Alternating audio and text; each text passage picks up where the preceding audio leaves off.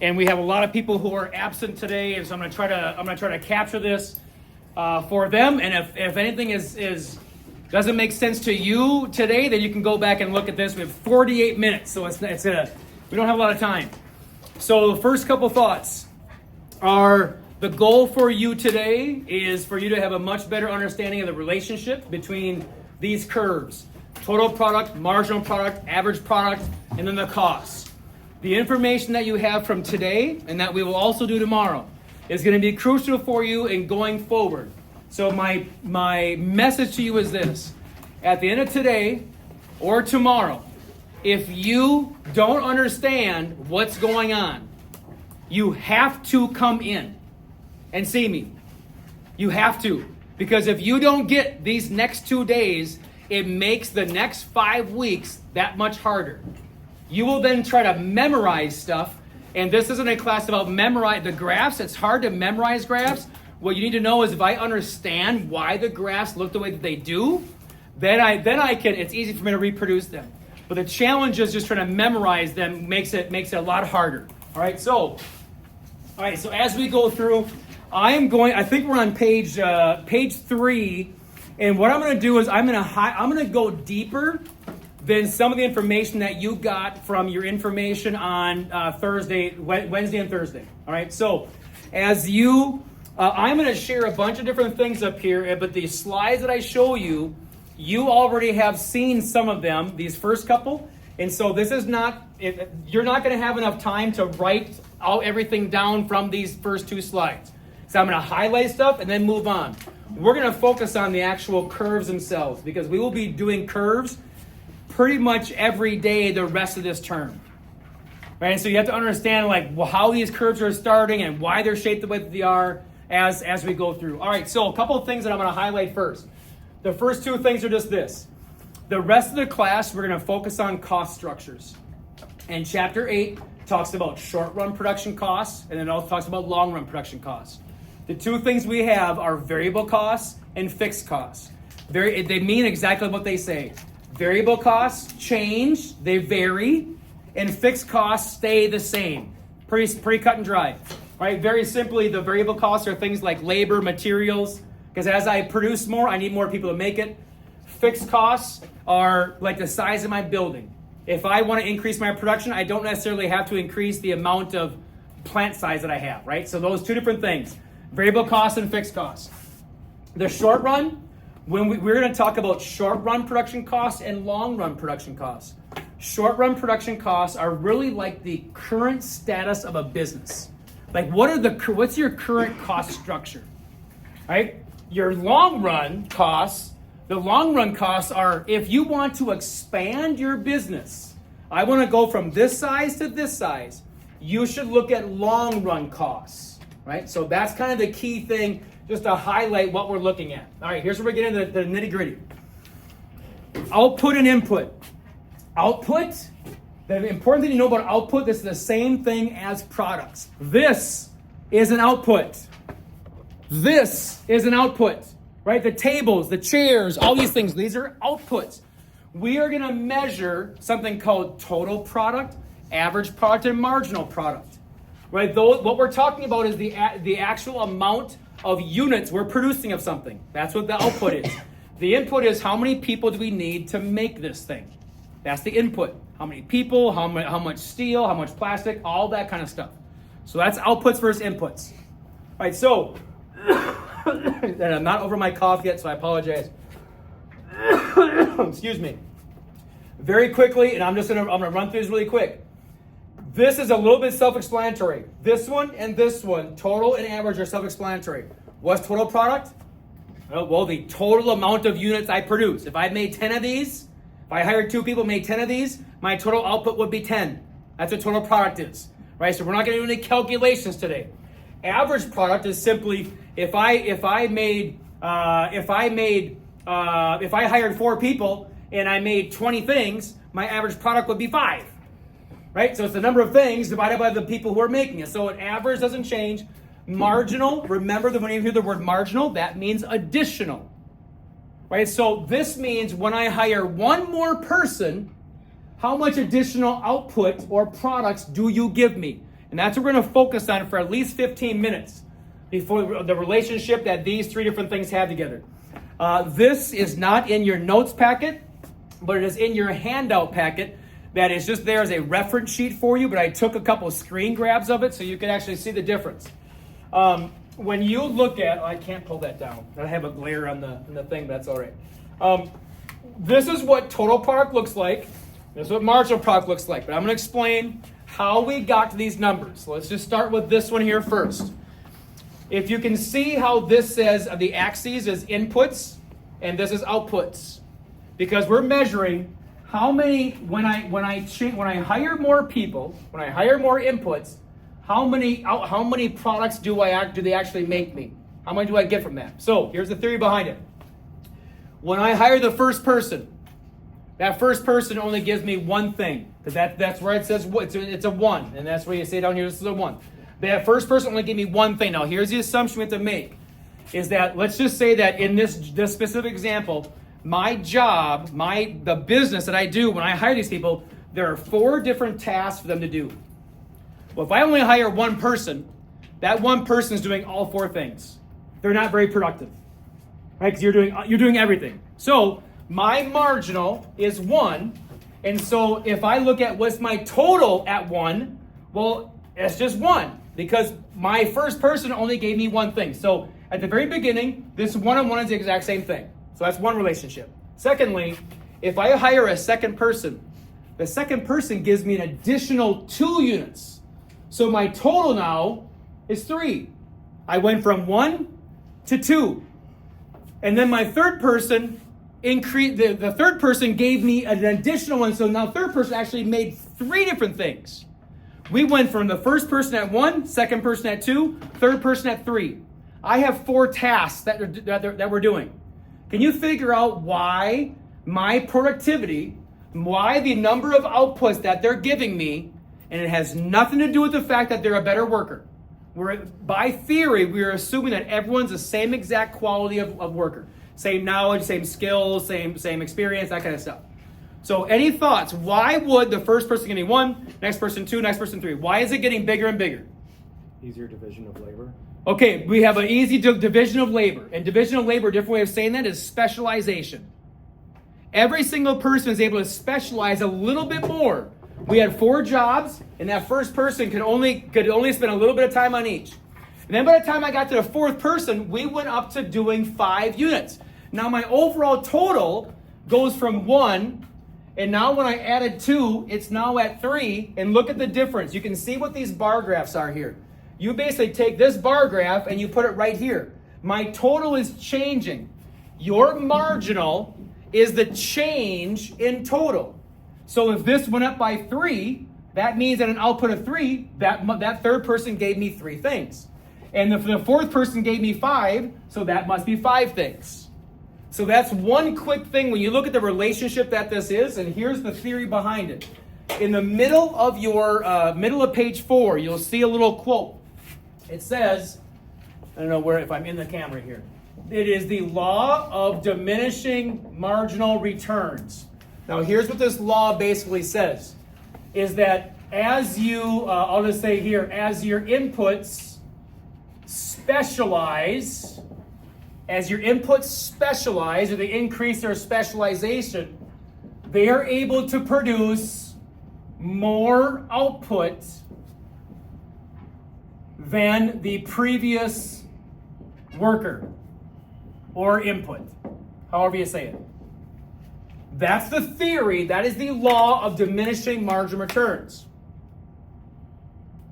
Now the challenge is this. The challenge is the word eventually. If you see there's a word eventually in that definition there, you could underline it, highlight it, circle it, because the law of diminishing marginal returns is for the whole thing. At the very beginning, I'm specializing. But when I get beyond specialization, now my productivity reduces for each of my workers. Because I've hired 5 people for 4 jobs. Well, you always have one person just kind of sitting there. That's not it. That person cannot be as productive as the first 4. And if I hire a 6th person, Well, that person is less productive than the last person because I have 6 people for 4 jobs.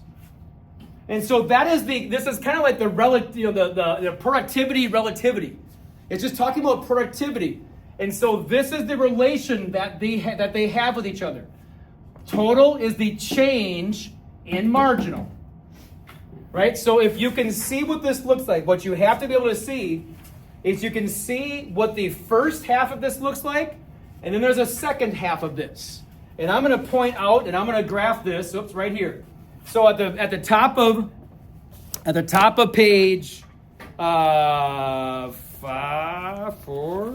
of page 4, would you, if you may have put down a graph, make sure you have at least these 2 curves on the top of page 4 from the notes on Thursday. If you don't have this, I'm going to give you a moment to jot these two different things down. And make sure you put the axes. You don't have to put number of workers, just say input. Just say input is perfectly fine.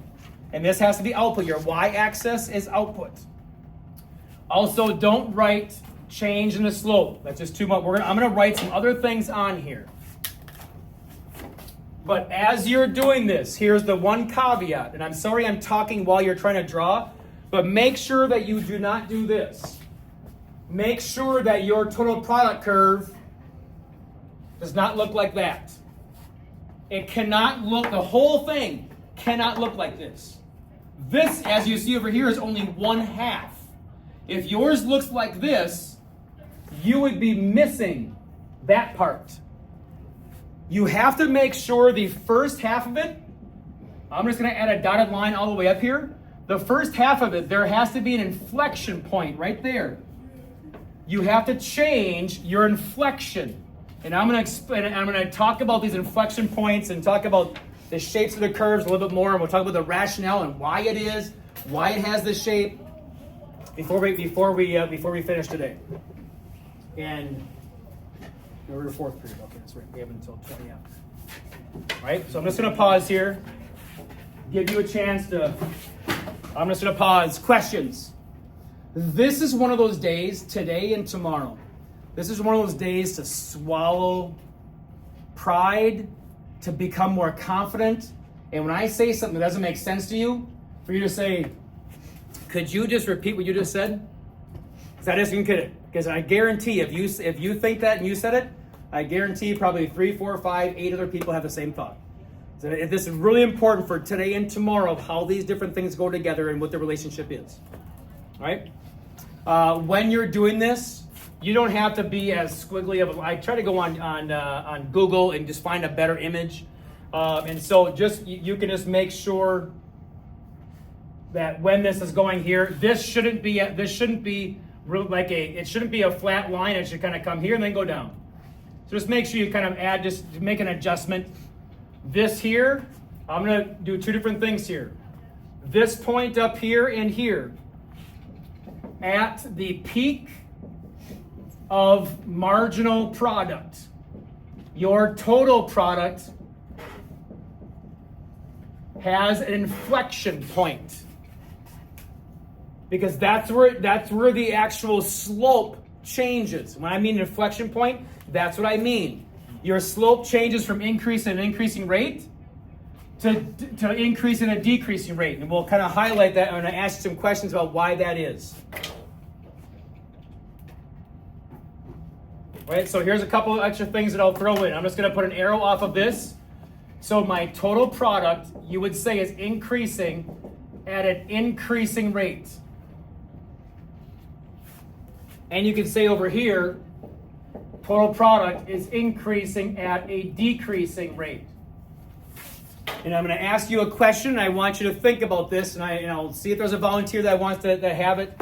Or the 2 periods, I've only had 1 person that has volunteered the information, which is okay, because I know it's kind of challenging to get your head around.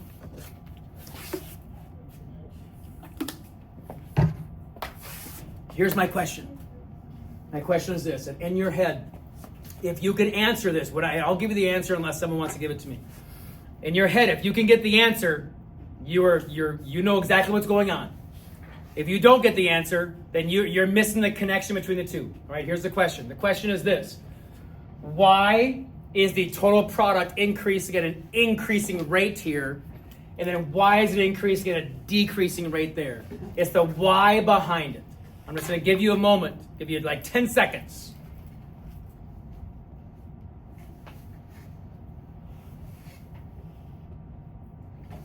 Any volunteers? Yes. So for the first half, the amount of total product that you're making is going up, and also the speed at which you're like adding more total product Yeah. is going up. For the second half, you're still making more total product, but you're doing it like less efficiently. Yep. So the amount you're increasing it by is decreasing. Okay, good. All right. Okay, Amelia, really nice job. So I'm gonna change your words a little bit and relate it to marginal product, because everything that you said, basically you were describing marginal product. Total product is increased at an increasing rate because your marginal product is increasing, because you are being more productive and each person is producing more and more. Right? So I'll add a couple different thoughts in here, a couple extra bits. So here's one. When this is happening, it is because marginal product is just increasing. Because, folks, you are able to specialize.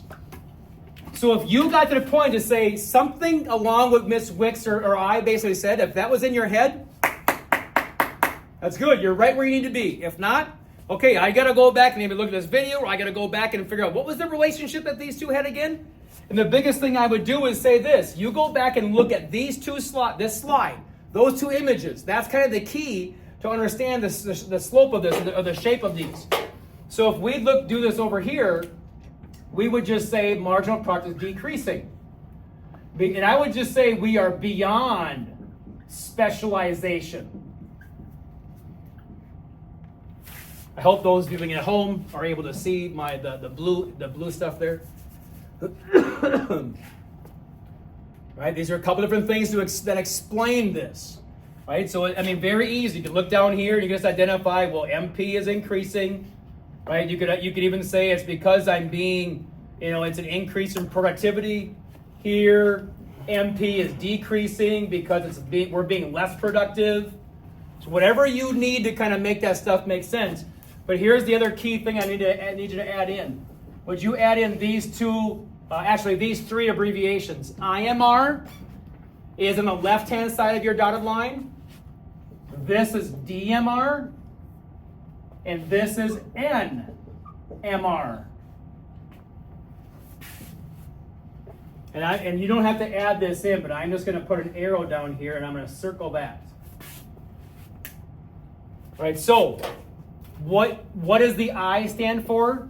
Well, first of all, let me ask you this. Could anyone tell me what marginal returns means?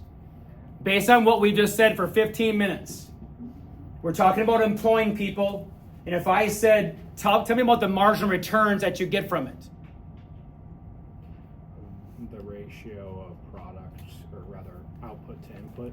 Yeah, right. Your output to input. We're talking about if I hire a person, how much output did you give me? That's marginal returns.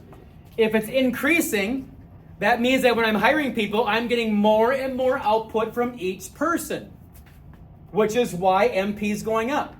This is diminishing margin returns. Some people say decreasing, but the appropriate thing to say is diminishing margin returns. Now, this is the law. The law includes both of these. That's why the word eventually is in there. Because then we would say this. If we added this in, I would have to say the word eventually, and then I'd have to say what happens after specialization. But I've already given that to you in your notes packet. So when you look at these, this is kind of the big summation of this. Now, I drew an arrow down here for the MP. The N stands for negative margin returns. Why is it negative margin returns? Well, because my MP is negative. So again, we're trying to, some of the terminology is new, but I try to explain it in a way you're like, okay, well, like total product is the total, and average is the average, and well, negative margin returns is, well, that's because MP is negative. So you're just making those kind of connections. All right, pausing.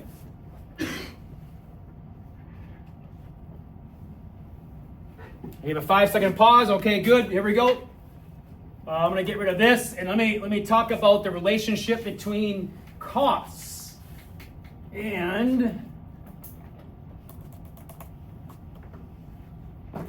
I guess I could have kept that. All right, the next few slides I'm skipping through. The next few slides you can go back and look more on your own. All right, here we go. This is also from that handouts page. What can you determine is true about the relationship between these two? First off, if we're looking, this is marginal cost, which marginal cost means as I produce more output, how does my cost per unit change? That's what marginal cost is. What's the relationship that these two have?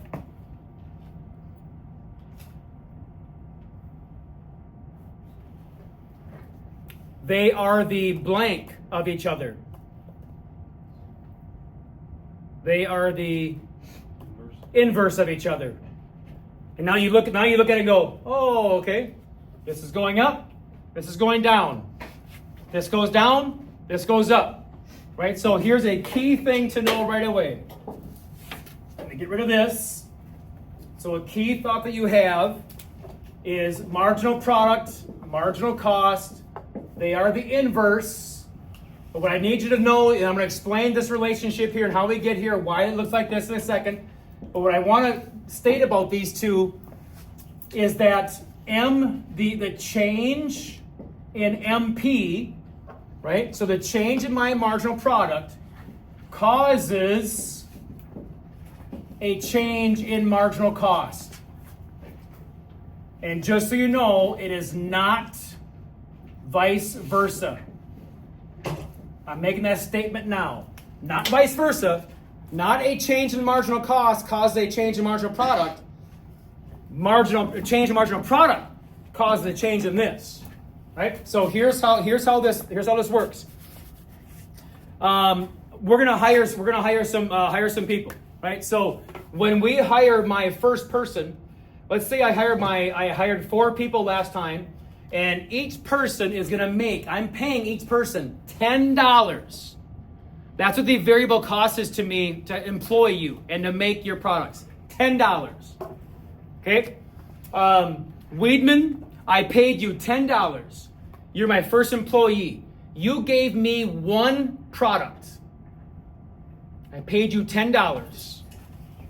What is the marginal cost, the additional cost of making that one thing? I paid you $10. You gave me one thing. $10. I didn't get a lot of bang for my buck. Okay? If I hire a second person, Evie, I hire you. You gave me 2 things. I paid you $10. What is the marginal cost for each of the things, for like the second thing that you gave me, but like each of those things, what's the marginal cost of the things that you made? I paid you $10. You gave me 2 things. $5. Because I paid her 10, she gave me 2 things. Max, I paid you $10, you gave me 3 things. How's your math? There you go, 3.33. All right, Isabella, I hired you. You gave me 5 things. I paid you $10. $2. Can you see what's happening here? Every time this person gave me more output, the cost went down. Why is that so important for businesses? Because businesses, have you heard the phrase that, hey, I want you to be more productive? If you're a sports person and you're in practice, the coach may say, hey, you need to be more productive today. You're not giving me your all. You need to be more productive. If you're in an assembly line, I need you to be more productive. Because if you increase your productivity, you're going to give me more things, and the marginal cost, the cost of everything that you give me, gets less. Why do I care about that as a business? If your marginal cost is less and less and less, why do I like that? If my cost is less. You don't have to pay as much, you're making more money. Because I'm making more profit now. That's what I want you to connect these dots with. The lower your costs, the more profit you can make. Right? So, but what I don't want you to see right now, because you don't have enough information for it, I don't want you to see, oh, well, that means that this company should hire 4 people. Because the cost is the lowest and I'm at the most productive. You don't have enough information yet to make that call.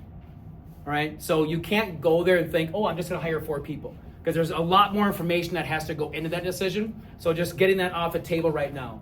All right, so we see that they are the inverse of each other, of kind of the rationale for why that is. So if we look at building this, what I want you to see is this would be on the next page, I assume, on page 5, I suppose, down towards halfway down. This needs to be a $sign, or you can say cost of your output. But make sure your axis is outputs in the bottom, and this is cost up here. I'm going to get rid of these.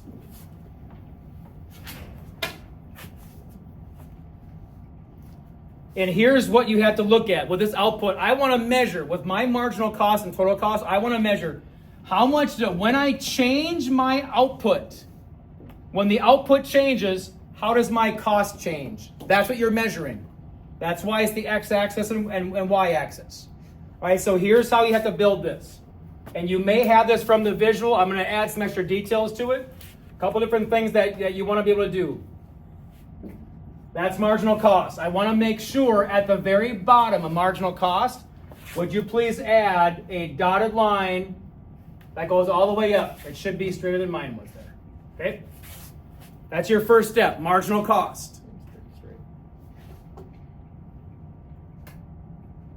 And if you're like, okay, now, if you look at us and say, well, wait a minute, why is it shaped like that? Well, we just did that. We just talked about this here. Remember? Because when marginal product is being more productive, the cost per unit goes down, the cost for the marginal one goes down, so that's where it went the wrong way. And then the total is the same thing. Marginal is the change in total. So I gave you 2 different halves last time. I gave you this half, and then you have that half. Knowing what happens to marginal cost, which one of those do you start with?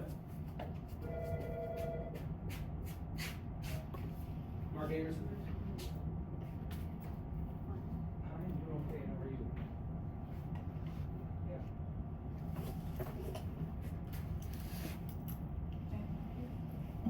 Not here. No, not here today. Yep, you bet. All right. Okay. Answer? Answer?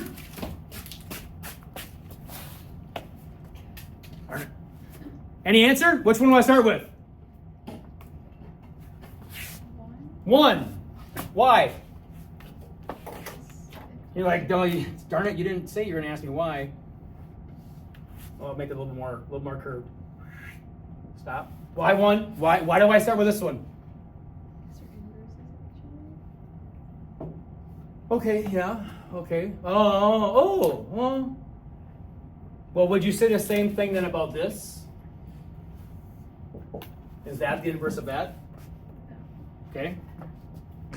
Because so if that helps you remember at the very beginning, but you have maybe a different rationale for, because it's the same kind of rationale. So my thought is this: why 1 and why not 2? But you have to go back to when we did the marginal product. And why was marginal product and total product, why were they shaped the way they were? So what's the connection between these two? What kind of rate would you say this is increasing by? How about that? What kind of rate would you say this is increasing by? What kind of rate? This is increasing at a increasing or decreasing rate? Okay? Increasing rate means that it's going faster and faster and faster and faster. They're both increasing, correct? They're both going up. But the rate that they're going up is dependent upon what the marginal is. If your marginal is decreasing, that means this has to increase at a decreasing rate. Right? So when you look at this total cost here, total cost is increasing at a decreasing rate. The reason why is because your marginal cost is decreasing. So the total in the marginal, it is all tied to what's happening to here. If this is going down, this is the rate that this will change by. And then over here, you would say that total cost is increasing at an increasing rate. And it's because my marginal cost is increasing. And so my hope is that you're looking at this. You're seeing the connection that they have together. Whatever the rate that a total changes by is whatever is happening to marginal. Because marginal is the change in total. If your marginal, and I'm kind of getting ahead of myself, and people at home probably can't, maybe I'll try to do it over here. If your marginal was a perfectly elastic line, but a positive number, what would the total look like? It's 10. Second one's 10. Third one's 10. Fourth one's 10. Perfectly straight line. Because this is just constant. So this is just constantly going up. But once you say this is going down, well, this is still going up, but at a decreasing rate. So we're trying to connect the dots between here. Add in these. Make sure you see that the top part is increasing margin returns. This is diminishing margin returns. Because I'll be giving you a bunch of multiple choice questions, folks, are tied to during increasing margin returns, which of these different things is true?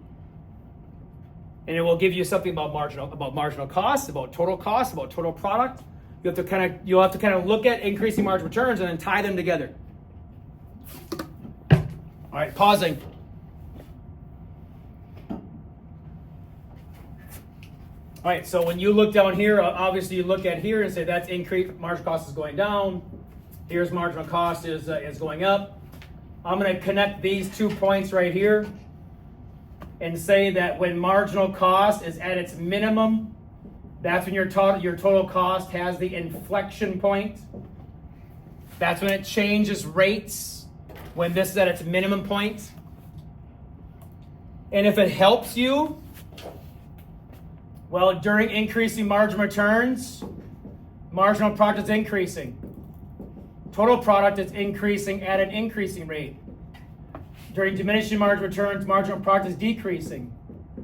Total product is increasing at a decreasing rate. So those same things are happening on the other side.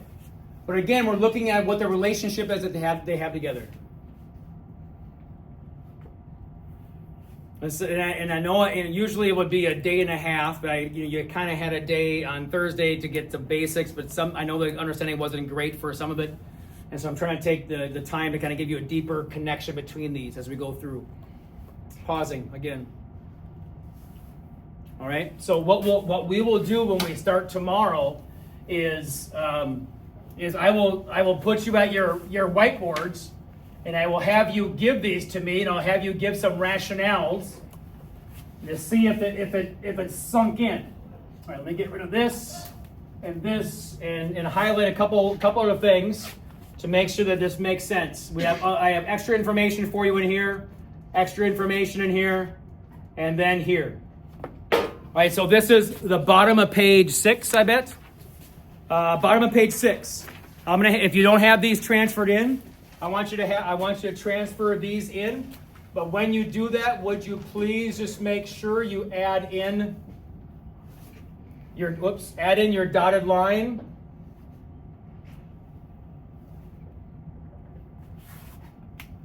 Between marginal product, average product, marginal cost, and average cost. Then we'll talk about the relationship that those two have, and we'll finish it off. We only have, 10 minutes? 15 minutes, okay?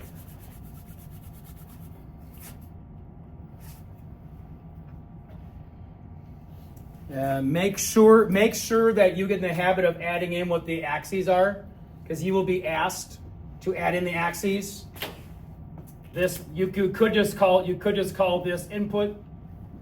You could just call this output. Over here, you could say, this. You could put it like a dollar sign, or if you want to say cost of output.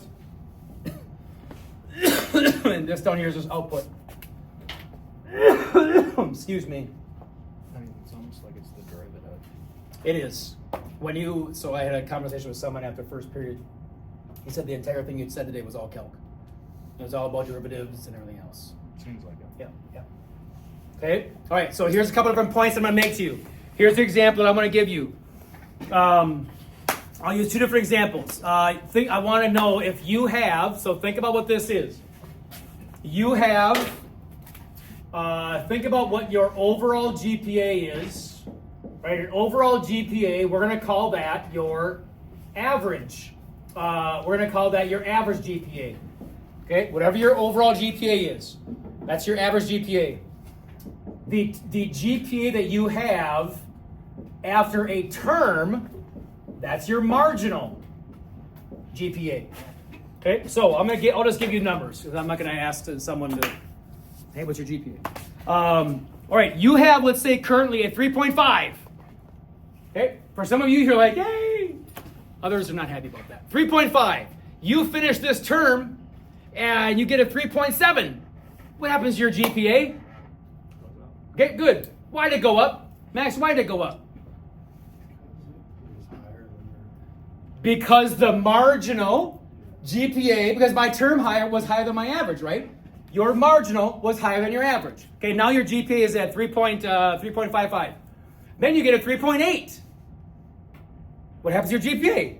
It goes up. And you know what happens because that's just, you know the relationship behind that. And now it goes up to 3.7. And then at the, for those of you who are not seniors, at the end of term 1, next year, you get a 3.25. It's a tough start. Well, your overall GPA goes down. Why? Because your marginal GPA is less than your average. I want you to look at these two different graphs here. Does that make sense with what's happening here?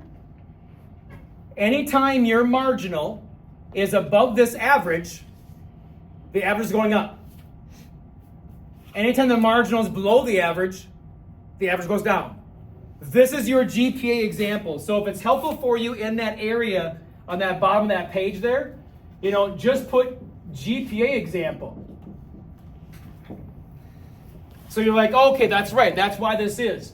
I can say here, your AP increases when the marginal is greater than the AP. And then your AP goes down when the marginal product is less than the average product. And if someone was to ask me, can you tell me really, really why that is? Only answer I can give you is it's math. I have no other explanation, right? But when you add something to an average and that thing you're adding is higher than what it was, your average goes up. When you add something that's lower, it goes down. You get that from 4th grade. It's just a matter of seeing how we graph it now. So when you look here, when your marginal is less than this average, the average has to continue going down. It does not matter that the marginal is increasing. I mean, here it's decreasing, here it's increasing, the marginal cost is. My average is still going down, even though marginal is going up, because the marginal is less than the average. So this is understanding the relationship between these two especially is the most important thing, because this is where we stem off from really tomorrow and we build the next 4 weeks off of. But by that point, you'll say, okay, I get why marginal cost is shaped like this. And I can tell you why the average variable cost is shaped like this, because my marginal is below it. That's the key thing. Now, if you look at, here's the next thing, pausing. Yes, Lillian. On both the things, you have the sign facing the same way. Oh, I have, okay, this should have been the opposite way here. Thank you, nice correction. I should have said greater than. Because the AP is going up when the marginal part is greater than. Thank you. Are they going the opposite way now? Yes, they are. Good. Nice catch. Make sure if you wrote verbatim, make sure you change that in your notes. Okay? All right, so here is, if we put all of these different things together and thinking about what happens, I'm gonna blank this out again. Can I do that on the next? Where can I get a blank one? Here, I'll go right here. At the top of that page, the top of page 6, I'm gonna graph total product and total cost together, margin product to marginal cost, and average product and average cost together. But if you notice on top of page 6, it says right up here, you can't actually graph these together. I'm doing it as a visual for you, but you can't graph them together because their axes are different. Right? So you can't put a product and a cost together. So how about this? If I was to give you that one, which curve is that? You know how to just get in your head? Got that curve?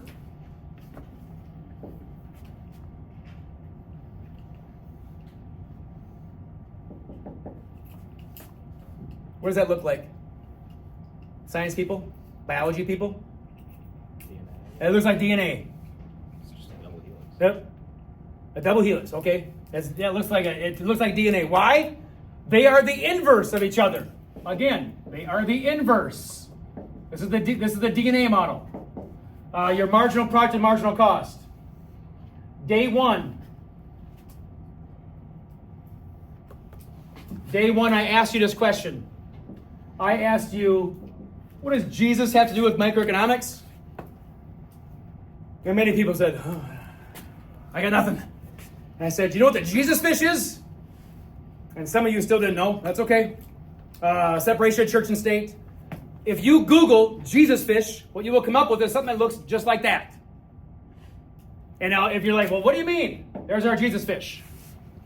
Right? So like on tests, when I'm grading tests, I'm like, I chuckle when I see someone in the margin, they're like, here's the Jesus fish, here's the DNA.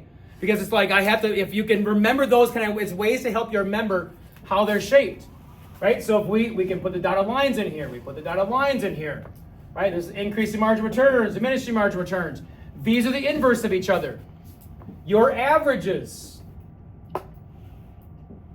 Oops. Average cost, average product. This looks like the skinny fish. Right? These are they are all the inverse of each other. So if you ever figure out like, okay, if you can remember, the skinny fish, the fat fish, the DNA as different ways to help you remember, you just got to know which one's which. And remember, we started with marginal product. That was the start of the whole thing. That was the start of it all. Pausing. For relevance. Okay, so here's what and I don't know if I mentioned this the second period or not.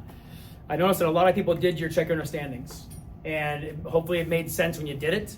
And so this hopefully gives you a deeper understanding of how to actually graph it. And so what we're going to do is when we do this a little bit later on, we are going to use these as the basis point for what we build afterwards. So what I'm going to have you do is I'm going to stop now, but what I'm going to show you is something else. And for this won't be as overwhelming as for those people who are already caught up with your formative tests. And I mentioned to one or two people at the beginning, if you happen to open campus, you may be shocked if you haven't done your last couple of formative tests, because that probably means, I'd say probably 80% of the class is at a D or an F right now. Because I put missings in if you didn't have your formatives done. Right? So you should have had 3, 4, 5, 7, and then also the enrichment quiz. So to be up to date, that's where I expected you to be. You have until the midterm to get them done. Right? No points to be given after the midterm. But you can redo them as many times as you want. Right? Anytime you do that, every day I transfer from school to campus. So as soon as you get them, you don't have to email me. I will be transferring every day. This is a really, really, really good document. The link for this is on either that formative document that you have, or it is on the agenda for today too. You could make a copy of this in your Google Drive, and it goes through and basically asks you a whole bunch of questions. Like, what is marginal product? Why does it increase? Figure out what you know from this. And there's a few more questions. There's a little table on the second page. The first page is the most important thing. And then there's also a key for this. But this would be a great way for you to say, do I get what's going on today? That would be the way to go, all right?